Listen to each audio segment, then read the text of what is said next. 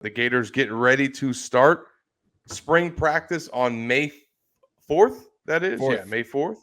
And they'll be out there second year for Billy Napier and this staff. And obviously a lot of roster turnover. Now you're dealing with some coaching changes as well. So having an opportunity to sit down with him this week, certainly had some questions about kind of what they went through this offseason, obviously in the first year as well. But more importantly, what are you guys doing to get better? I mean, what steps are being taken to kind of improve the product in year two?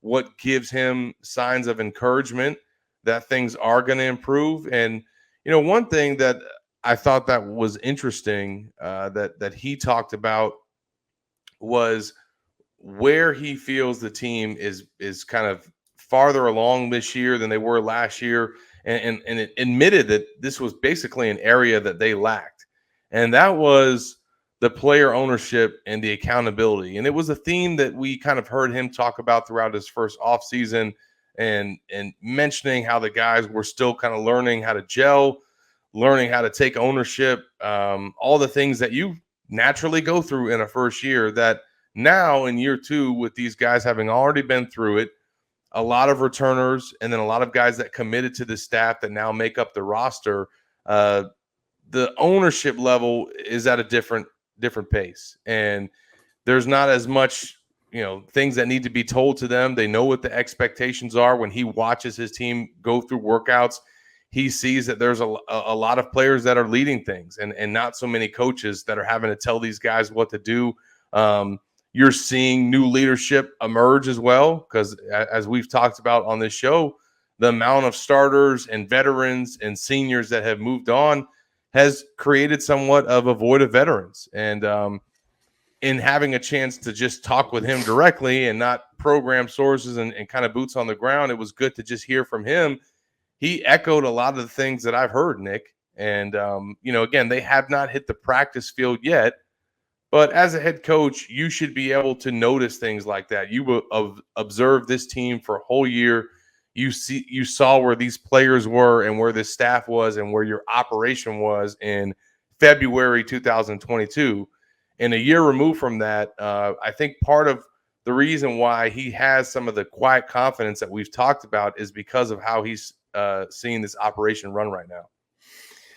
Yeah, and who am I to say that he's wrong? I don't think he and I view his team the same way. And when I look at what Florida brings back and I look at what they have on their schedule, I certainly hope he's right and I'm wrong. I just think there's so many question marks. Obviously, wink, wink, the coaches can't be out there. They can't be around the team right now. So he's just observing from afar. He does have a nice view from his office, as you got to see. Nice little glass window that kind of looks out and everything. Maybe he's standing there window shopping. He's certainly getting reports back from Mark Hockey and the strength staff. I'm really, really intrigued to get out there, Zach. And I know that we all complain about the access that we get. I want to see Graham Mertz throw a football. I want to see Jack Miller throwing a football. I want to see Micah Mazuka. I want to see Spurlock and Trajada, and I want to see these new guys. I want to see what Andy Jean looks like at 200 pounds running 22 miles an hour. I just have so many question marks. I don't have a great feeling about this team in 2023, but that can be changed from spring practice, and it will likely be changed one way or the other. I could leave spring practice going, whoo, buddy, let's just get through these next 6 months and on to year 3 when Billy will be on the hottest of hot seats. Or maybe they surprise us, and maybe Billy and going through 24 quarterbacks in the transfer portal before landing on Graham Mertz, maybe he's right, and he's certainly forgotten more football than I know. But me sitting here right now, I don't have a great feeling about the 2023 Gators, and I'm looking forward to seeing that first version of them this spring camp. Yeah, and obviously a lot to look forward to, because there are so many new pieces. There's a lot of newness within this program, and there's also some changes too that I think have led to Billy feeling the way that he does. And, he kind of explained some of the root of that, when we had a chance to sit down. And he does this, and I think all coaches do this at the end of every season, which is sit down and have exit interviews with their players. Now, what do those exit interviews entail, and how are they different from coach to coach, and what actually comes out of them, and what maybe changes or things are enacted because of what a coach might uncover from those? I think that certainly varies. But if you take Billy at his word, it seems like he puts a lot of stock into what his players have to say. And after he got hired at Florida last year, first thing that he did was sought out the opinions of the current players. And after this first season, he did the same thing once again. In the off season, brought each guy that returned into his office, basically gave them the floor, not just to talk about, hey, how the year went for you, what do you see your role being, but also wanted to get from them, hey, how can we improve our product? What do you feel like we didn't do well? How can this thing be better in 2023?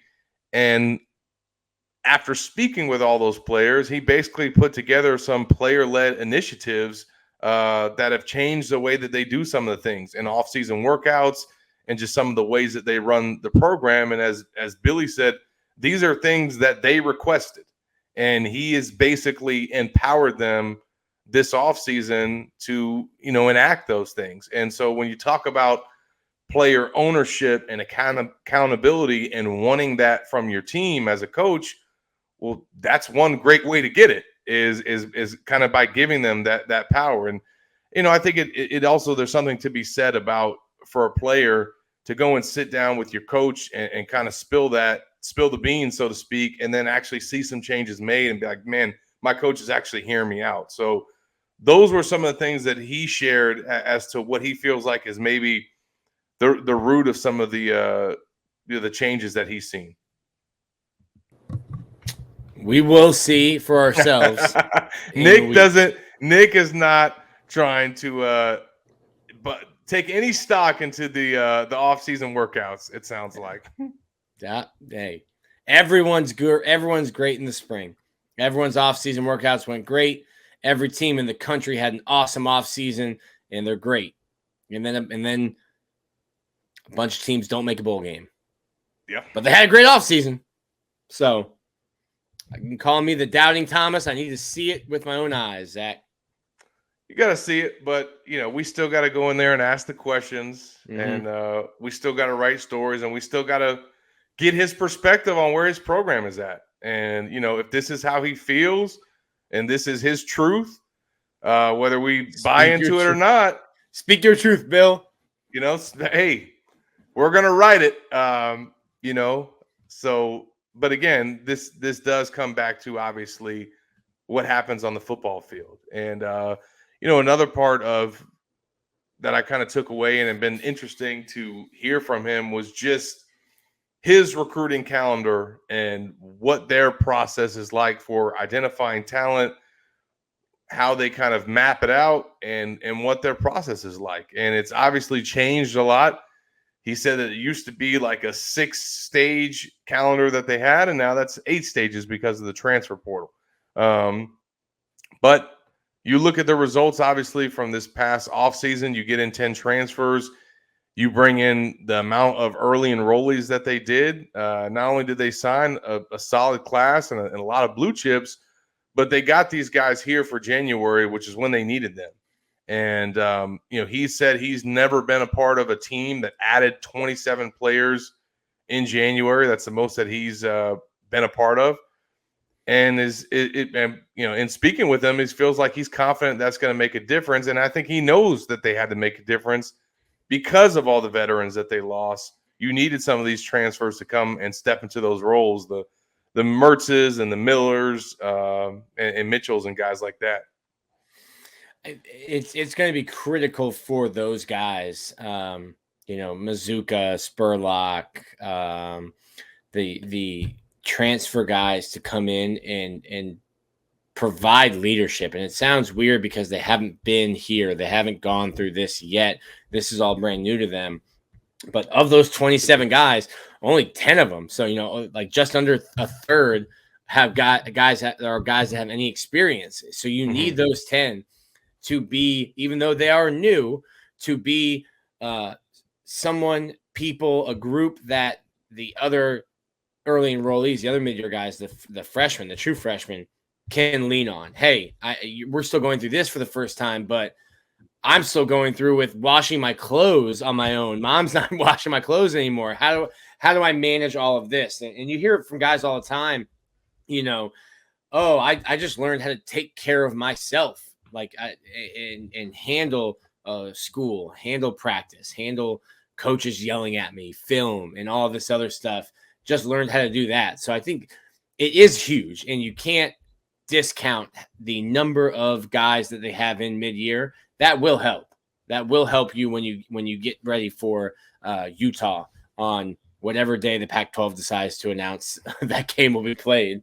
That is a big thing for Florida, and I think it's something that does that slow down the process. As much as we've talked about, Zach, about you're in year 2 and that helps things. Well, almost a third of your roster is new and hasn't gone through it, and it's some amazing turnover. But a credit to Billy and the coaching staff for getting this many guys on campus mid-year.